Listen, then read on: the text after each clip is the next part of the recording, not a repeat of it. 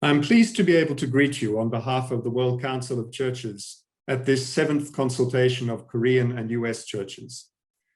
I regret that I must do so by video recording rather than in person. Unfortunately, we still labor under the impact of the global COVID-19 pandemic, which, as well as causing so much terrible suffering for so many people around the world, upended all our plans related to the 70th anniversary of the start of the Korean War last year.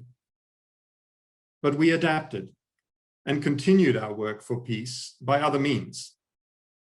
And this consultation, originally planned to take place in Washington, DC in June last year, now takes place online, which is both a sad reflection of the constraints under which we continue to live and work, but also a sign of our persistent hope and determination to continue to pursue the calling of peace. A great many things have changed since last we met in person. In addition to the pandemic itself, political changes in the USA have created a new context for our work for peace, reunification, and development on the Korean Peninsula.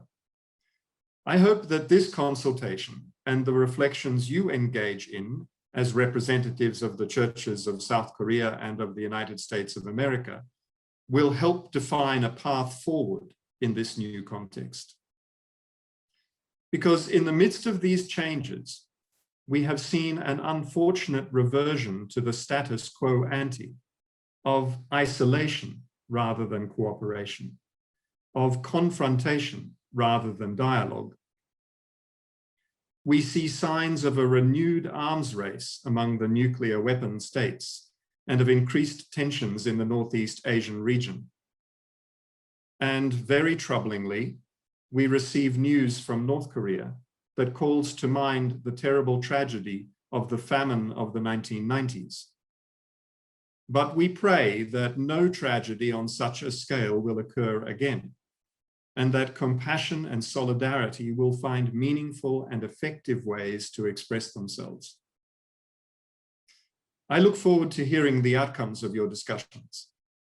May they serve to strengthen the cooperation between the churches and peoples of Korea and America. May your agenda of peace, reconciliation, and unity become the agenda of the whole world. And may it be felt most especially in the lives of the still divided people of the Korean Peninsula. I wish you very well for your meeting, and I greatly anticipate the next occasion when, God willing, we may all meet again in person to continue this vital work together. Thank you.